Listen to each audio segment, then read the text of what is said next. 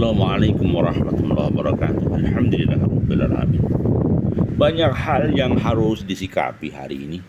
Semoga Allah memberikan rahmat, ridho, dan hidayah serta hidayahnya.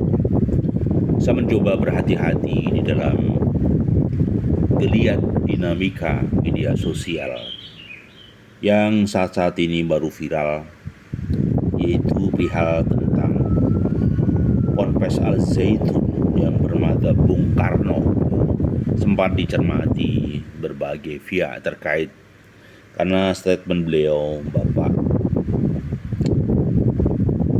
Panji Gumilang, ya, dalam beberapa media di medsos bahwa Ponpes Al Zaitun yang ada di Indramayu, Jawa Barat saat ini menjadi pencermatan, sorotan, bahkan menjadi topik yang viral, ya.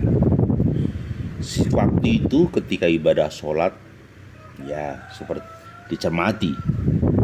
Jadi melakukan ibadah sholat yang tidak seperti kebanyakan kaum muslimin, ya, seperti dicermati bahwa ada ada wanita di sana. Bahkan akhirnya beliau, Bapak Panji Gumilang, Syekh Al Zaitun, memberikan konfirmasi, mencoba tabayun, mencoba menjelaskan kepada pihak-pihak terkait.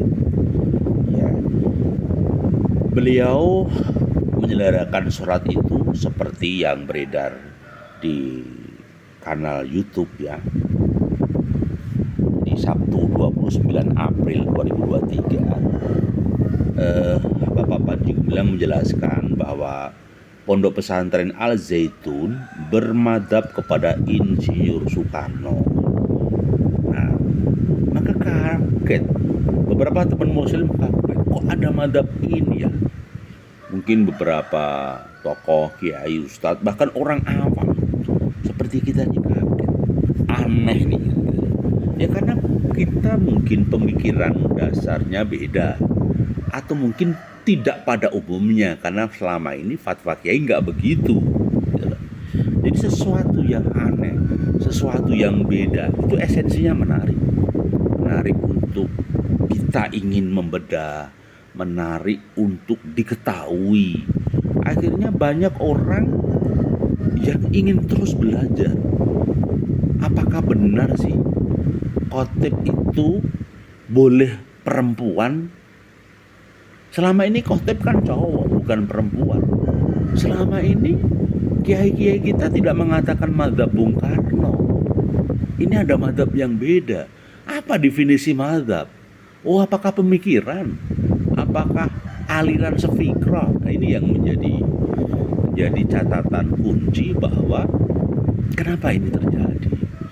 Bagi orang-orang yang awam tentu bertanya-tanya besar. Maka harapan kami memang perbedaan itu memang rahmat, ya. Perbedaan itu indah, ya. Tetapi di pemikiran orang awam semakin banyak perbedaan, semakin aneh-aneh. Kadang orang-orang awam ini bingung, pusing. Ini apa lagi? Ini kan gitu loh. Ngeluh gitu loh. Karena orang-orang yang mu'alaf, orang yang awam kadang pusing memikirkan hal itu. Tetapi sudahlah, kadang kita akan menjalankan apa yang kita yakini, apa yang sefikrah di dalam pemikiran kita. Tetapi memang menarik untuk dibahas, tetapi tidak untuk dihakimi. Secara pribadi kami tidak punya kapasitas untuk menyalahkan atau membenarkan. Kami hanya mencoba mengkritisi mengapa itu terjadi, ada apa di balik itu, gitu. Bukan berarti kami menghakimi. Saya tidak berani karena itu ada wilayah-wilayah sensitif yang lain.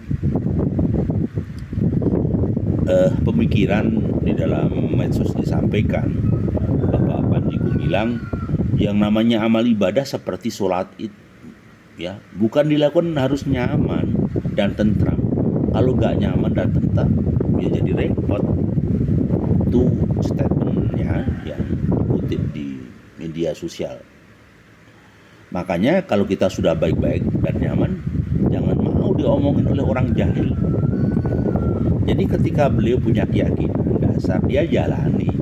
Hanya saja itu yang bikin geger bahwa ketika sholat id bermadhab kepada proklamator Insinyur Soekarno ini kan kadang bingung ya.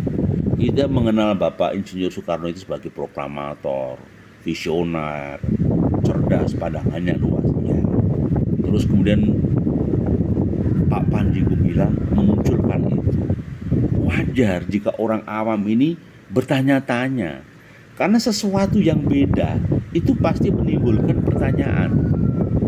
Sesuatu yang aneh itu menimbulkan perhatian, apalagi dunianya dunia era milenial.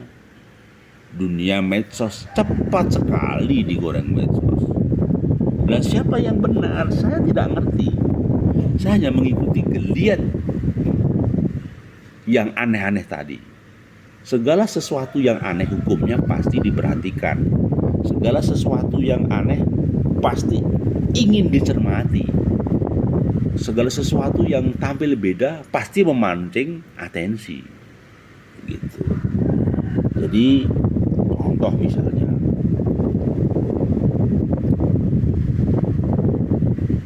tidak hanya Panji Gumilang juga mengatakan dalam bidang pembangunan ekonomi bangsa, dirinya menyatakan berpegang teguh pada mazhab presiden kedua, yaitu kepada Jenderal Soeharto. Berarti sepintas pemikiran Pak Panji Gumilang ini ya, bahwa mazhab itu pemikiran dalam bidang pembangunan, pemikiran dalam bidang nasionalisme. Barangkali dia mengatakan bahwa mazhab itu pola pemikiran, langkah, itu yang dipahami, sehingga langkahnya, pemikirannya seperti yang dilakukan Bung Karno, Pak Harto, mungkin seperti itu. Jadi sesuatu yang harus dicermati gitu loh. Jadi Pak lah ini kok apa istilahnya, kok bikin bingung ya. Memang ini yang saya katakan, kadang-kala kita juga sering bingung. Kenapa sih ada orang yang pemikirannya beda? Ya karena banyak perbedaan. Setiap otak manusia itu ketika dimasuki referensi ilmu tertentu, ya pasti menimbulkan ilmu tertentu. Apalagi kolaborasi pemikiran yang banyak, sehingga kadang-kadang ada pemikiran yang awam bagi kita. Jadi memang seiring dengan perkembangan zaman seperti ini, kebutuhan masyarakat terhadap generasi ilmu, ya, generasi Islam yang unggul perlu. Tetapi kalau menemukan banyak pemikiran yang aneh-aneh, kita juga pusing ya. Sebenarnya kita juga paham banyak pondok pesantren yang melahirkan tokoh yang handal seperti Kiai Haji Abdurrahman Wahid, Kiai Haji Ma'ruf Amin, Kiai Haji Hasyim Musyadi, Mahfud MD, Kiai Haji Saifullah Yusuf, Khofifah Indar, para bangsa ya. Banyak sebenarnya, kita juga bangga. Tapi kadang-kadang ketika ada sesuatu yang aneh, yang nyeleneh, kita juga bingung, pusing. Tidak usah dipikir ngapain pusing. Ya, tidak usah dipikir. Tetapi kadang kita juga mikirkan, di medsos ini ya, sekarang orang tidak lagi dicetak, media tidak lagi dicetak, media hanya beli data kemudian kita cermati. Jadi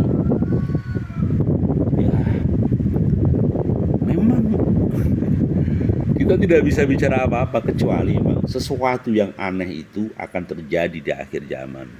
Sesuatu yang aneh-aneh pasti terjadi. Kenapa? Ya karena banyak pula pemikiran yang macam-macam. Yang ini seringkali jujur saja orang awam bingung sekali. Maka saya katakan teman-teman kita yang awam, sudahlah, kita tidak terlalu larut dalam perbedaan-perbedaan itu. Kita yakini bahwa semuanya akan bertanggung jawab kepada Allah. Yang penting pendapat kita Al-Quran, As-Sunnah.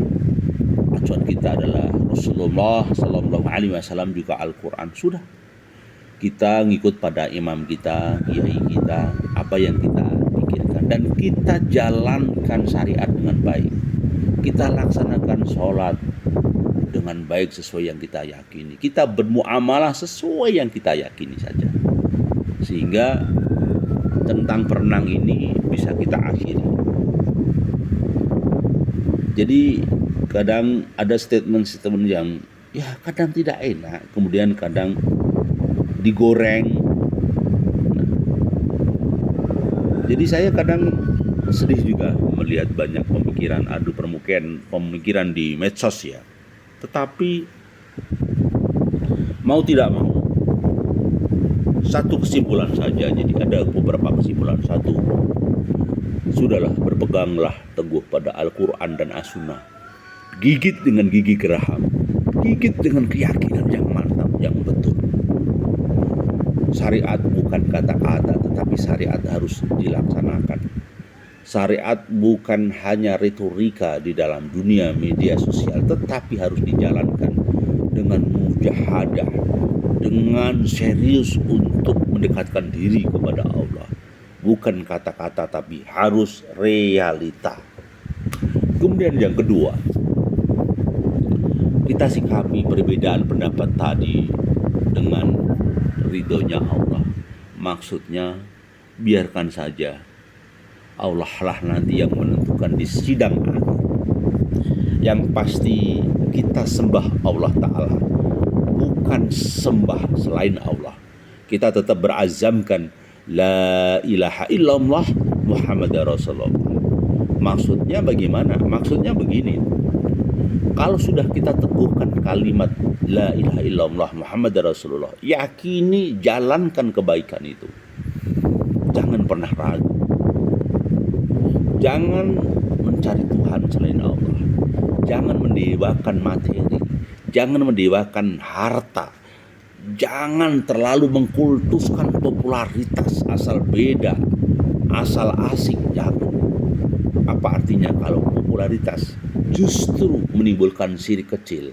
Justru memalingkan hati dari porak-porandanya dunia, geliat-geliat dunia dan fitnah dunia akhirnya.